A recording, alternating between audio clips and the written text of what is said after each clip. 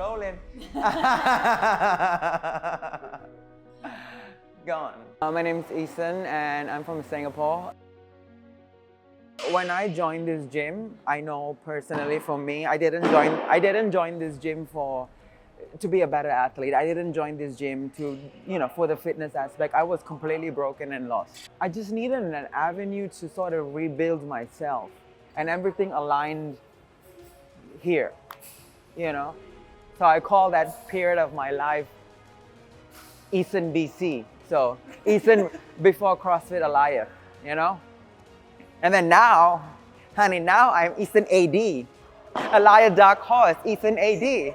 I thought about it. That's why I remember 11 months, because every month has been such a different learning experience.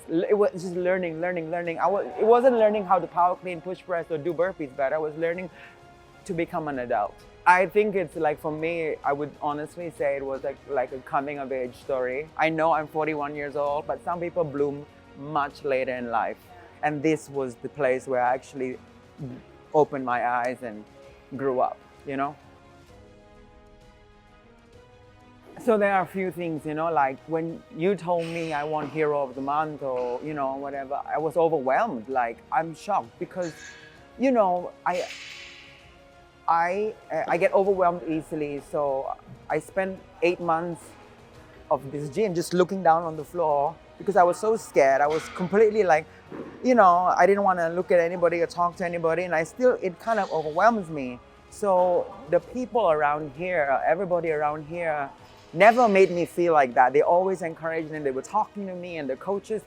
I think I would say for the 6 coaches, I would say the 6, because Rachel is part of it as well. And they made this place such a safe space that allowed me to be authentically myself.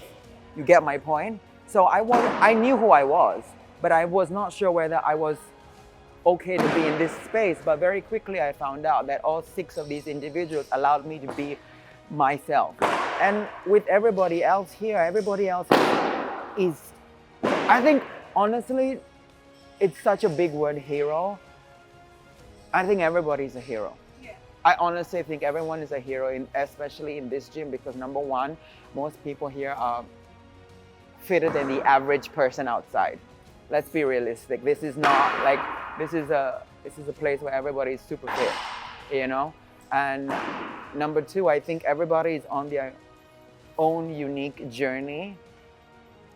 Everybody's on their own unique journey. And I think it's so courageous, it's courageous to wake up in the morning and try to build a better body, build a better mindset, and so many other things that follow through. And I think everybody here has their own story. So I was like, when you told me, Hero of the Month, yes, very honored, but also like, wow, honestly, you don't understand. I mean, it's very emotional being here. I think also knowing how to manage your expectations, like physically, like I learned, like, you cannot come here and expect to hit 100% every day. There's so many outside elements that affect here as well. And, like, some days you control it and some days you really don't control it. And that's another great thing about this gym is, like, you see mothers, fathers, husbands, wives. They all have problems. Everybody. I remember walking into this gym 11 months ago and feeling like a complete imposter. And I say imposter, again, this is all created here.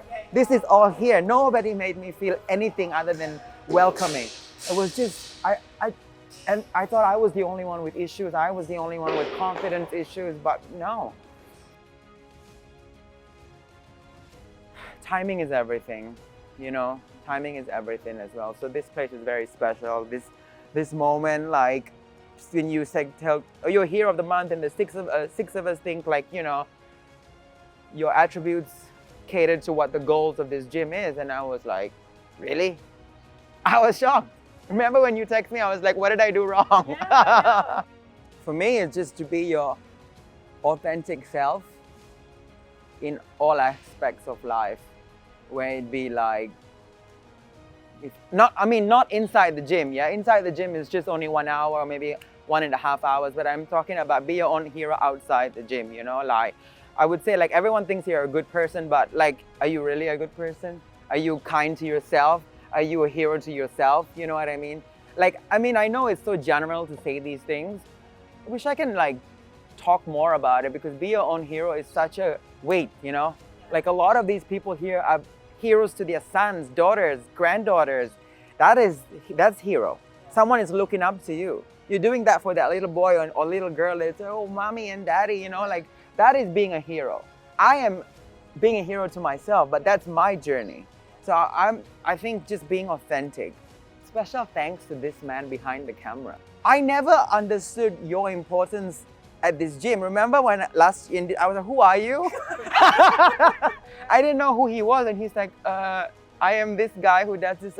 And I've never been to a gym where somebody goes around and like takes these moments, because I think people at this gym value those moments. You know, sometimes all you have is a picture, and that's amazing, because I know a couple of friends here who were visiting and they have come to this gym, and you have taken their photo, and they will always remember they came to CrossFit Alliance and this is their photo.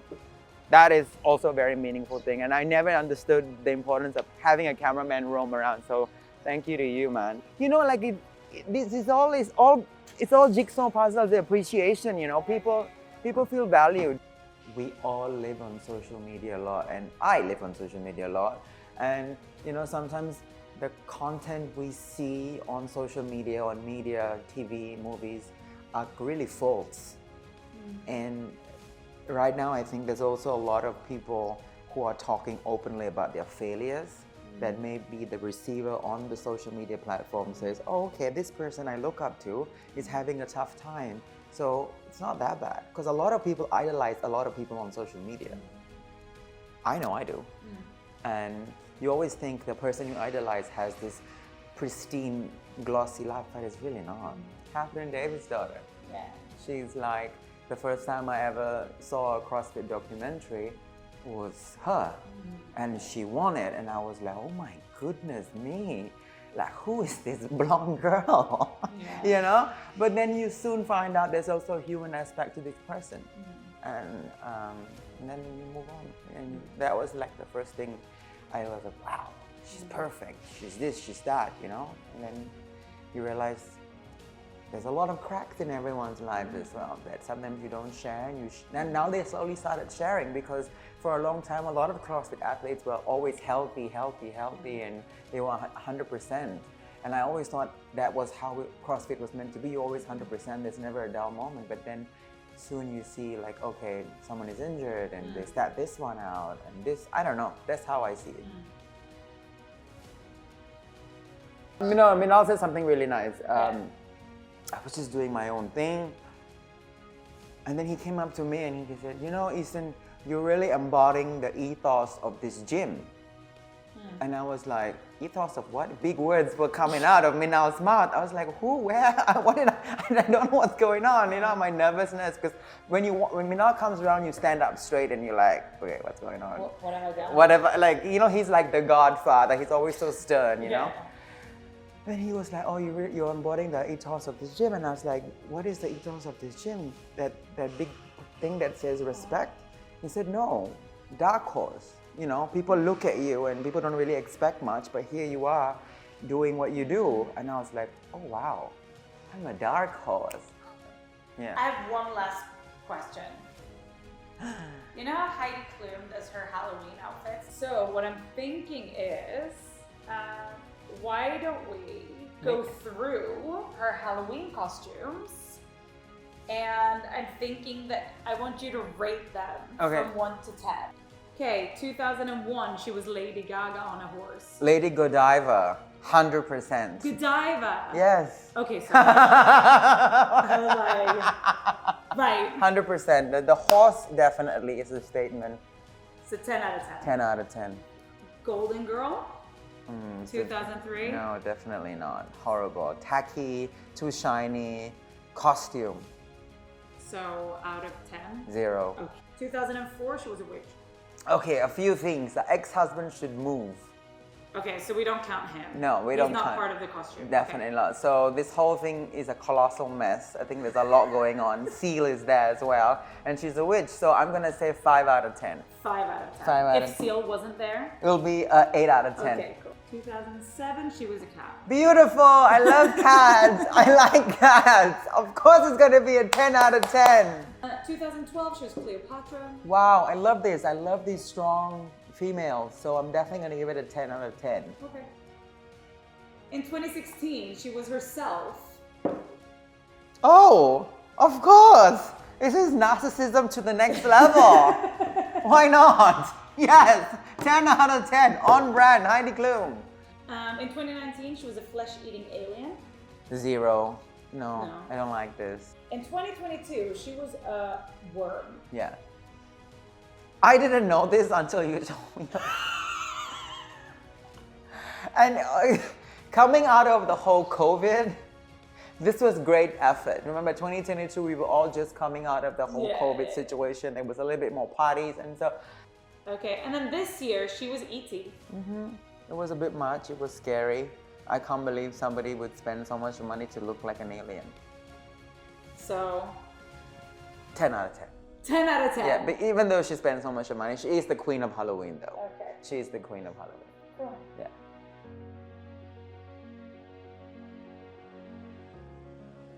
Nobody's gonna come save you. Be your own hero.